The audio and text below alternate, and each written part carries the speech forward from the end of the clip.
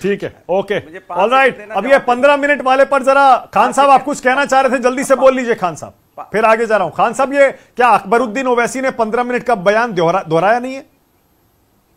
नहीं, बिल्कुल दोहराया है। और दूसरी बात, इनकी पार्टी का नाम ही पूछ लीजिए क्या है, मुस्लिमीन। मुस्लिमीन जब नाम है तो आप कहां से गिनवा रहे हो कि हमने दलित को दे दिया, फला को दे दिया, फला को दे दिया। अरे जब आपकी पार्टी ही मुस्लिमीन है, खाली मुसलमान मुसलमान करते हो, तो ये संविधान के भी खिलाफ है। संविधान में सबको बराबर का दर्जा मिला हुआ। और अनिल दुबे जी जो बता रहे हैं कि मीरापुर में हमारा कैंडिडेट लड़ रहा है, कैंडिडेट नहीं लड़ रहा है, भारतीय जनता पार्टी का कैंडिडेट है, सिंबल इनका है। दोनों लोग एक तरह से खेल में खेल खेल रहे हैं। ये गलत है कि मुस्लिम करना गलत है। हिंदू, मुस्लिम, सिख, ईसाई आपस में सब भाई भाई ये होना चाहिए।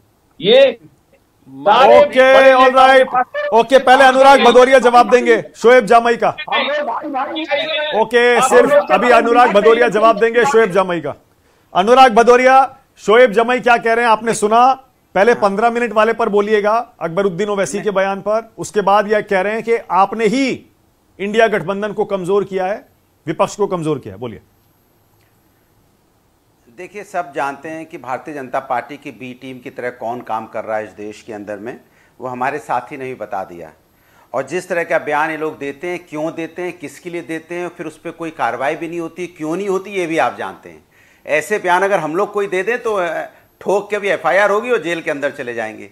बट यहाँ कुछ नहीं होता है, वो आप जानते हैं अच्छी तरह से, इसलिए उसमें डिटेल में जाने की ज़रूरत नहीं है, पूरा देश जान गया है। इसलिए हमें जनता की बात करनी है, हमें किसी राजनीतिक दल की बात नहीं करनी। देखिए, अभी RLD के हमारे साथी कह रहे थे कि हमें तो बड़ा आशीर्वाद मिला। अरे, किसानों की लाशें टंगी हुई थी, महिलाओं के साथ रेप हो रहा था, इतनी बड़ी बात बीजेपी के सांसद कह रहा है आपसे, और आप कह रहे हो आपको कोई फर्क नहीं पड़ता।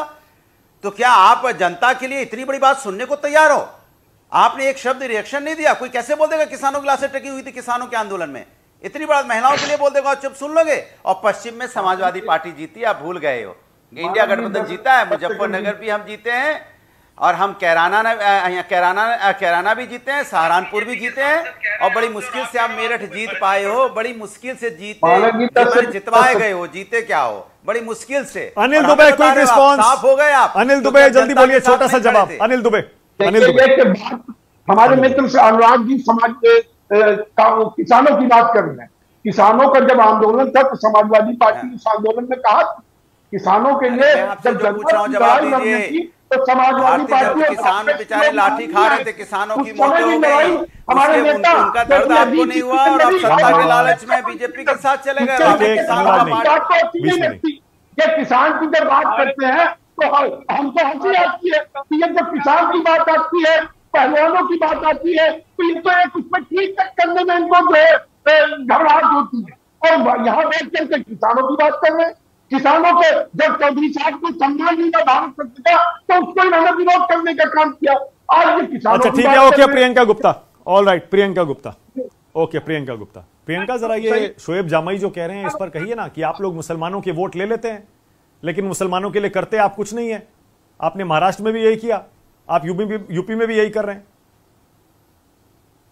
देखिए, मुझे लगता है कि कुछ किसी के लिए अलग से करने के जो वादे किए जाते हैं वो मैनिफेस्टो में सारा कुछ रहता है। अब आप सड़क बनाएंगे तो सड़क पे तो सभी लोग चलेंगे, अब बिजली देंगे तो आप सब लोग को बिजली देंगे, पानी देंगे तो सबको पानी देंगे। तो मुझे नहीं लगता कि हम किसी तरह के कोई जो है ना बांटने की राजनीति करते हैं। तो इन सवालों से मुझे लगता है कि ये सारे सवाल बेमानी। सवाल ये है कि आज भारतीय जनता पार्टी उत्तर प्रदेश ये मान चुकी है कि वो भ्रष्टाचार वाली सरकार है। उसने अपने जितने भी भ्रष्ट जो अधिकारी हैं उनकी रिपोर्ट तलब की।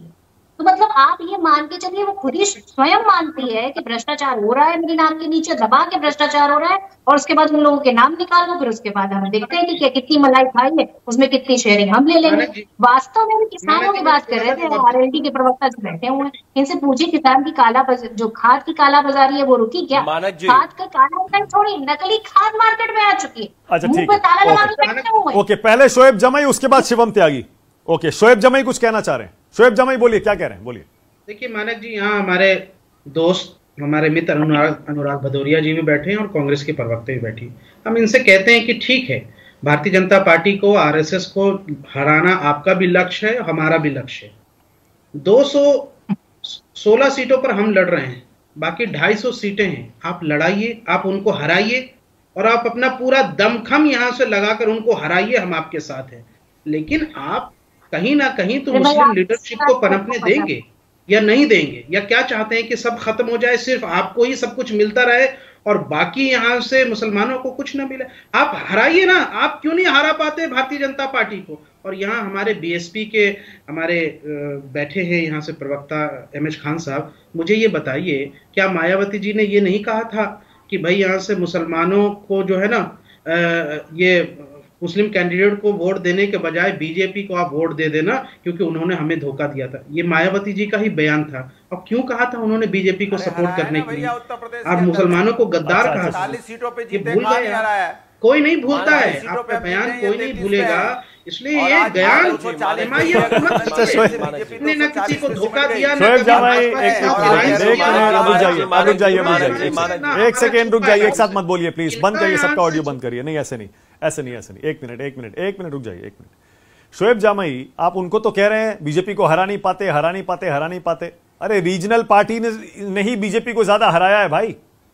समाजवादी पार्टी ने लोकसभा में टक्कर दी है, तृणमूल कांग्रेस ने बंगाल में देखिए बीजेपी को टक्कर दी है, महाराष्ट्र में भी देखिए रीजनल पार्टी स्ट्रांग है, दिल्ली में देख लीजिए, पंजाब में देख लीजिए, ऐसे बहुत सारे राज्य हैं।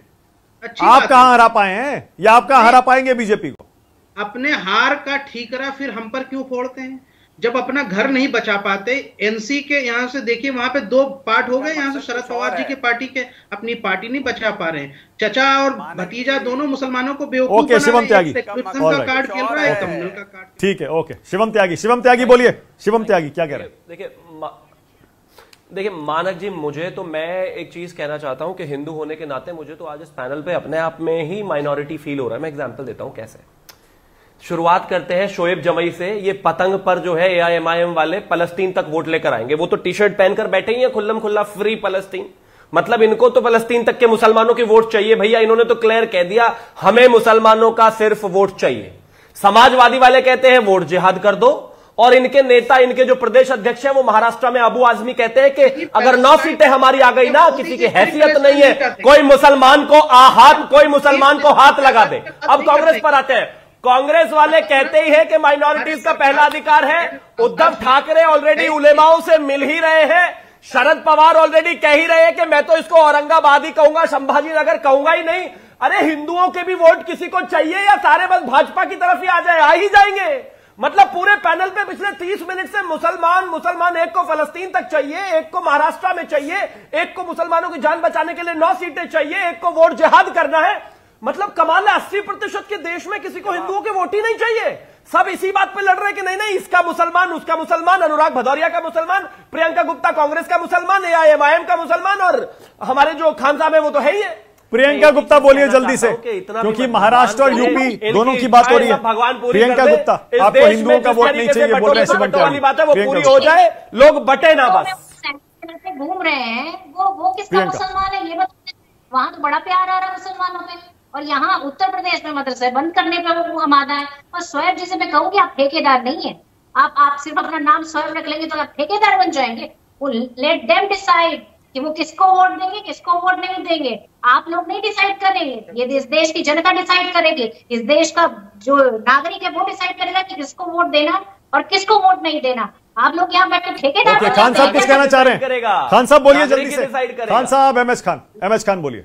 एमएच खान बोलिए। जनता पार्टी का एक मंत्री कहता है कि अगर कोई किसी को एक तमाचा मारता है तो सारे हिंदू इकट्ठा होकर के मुसलमान को 100 तमाचे मारो। ये कौन सी भाषा है? ये भाषा कौन सी है?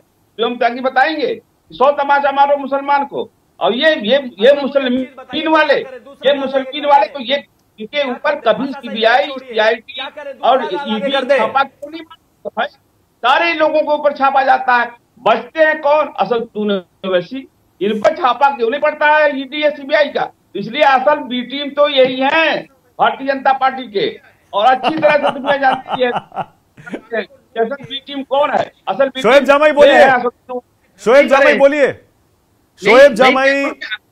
शोएब जामई, ईडी का छापा ओवैसी पर क्यों नहीं पड़ता भाई? बोलिए। क्योंकि यहाँ से हमारी पार्टी ना सरकार पे रही है कभी, ना असुद्दीन ओवैसी ने करप्शन करके घर भरे हैं, ना मुसलमानों को धोखा दिया है, ना देश के यहां से संसाधन को लूटे हैं। जिन्होंने लूटा, जो मंत्री बन के रहे, जिन्होंने मुसलमानों को बेवकूफ बनाया, जिन्होंने सरकार में रहते हुए यहां से करप्शन करे हैं, उन पर तो कार्रवाई होगी और कार्रवाई होनी भी चाहिए यहां से। ये तो भारतीय जनता पार्टी, कांग्रेस, समाजवादी पार्टी, बसपा रही है। हम तो कभी सरकार में नहीं रहे ना भाई, जो सरकार में रहा है वही करप्शन किया है। ओके, ऑल राइट, इसी नोट पे खत्म कर रहा हूं। टाइम खत्म हो गया है, टाइम खत्म हो गया है, टाइम खत्म हो गया है। लेकिन जैसा मैंने कहा, इस डिबेट में देखिए कुछ नहीं निकला होगा, क्योंकि जैसे मैंने बताया ना, इस बार उत्तर प्रदेश की लड़ाई सिर्फ 9 सीटों की है, लेकिन उसके साथ साथ जो बाइपोल है और जो महाराष्ट्र झारखंड है, जब इन सारे नतीजों को मिलाकर 23 तारीख के बाद विश्लेषण होगा, तब पता चलेगा कि देश की राजनीति में इस समय चल क्या रहा है। सिर्फ यूपी की 9 सीटों से कोई खास संदेश मिलने वाला नहीं है। धन्यवाद राष्ट्र की बात में आने के लिए। छोटा सा ब्रेक ले रहा हूं।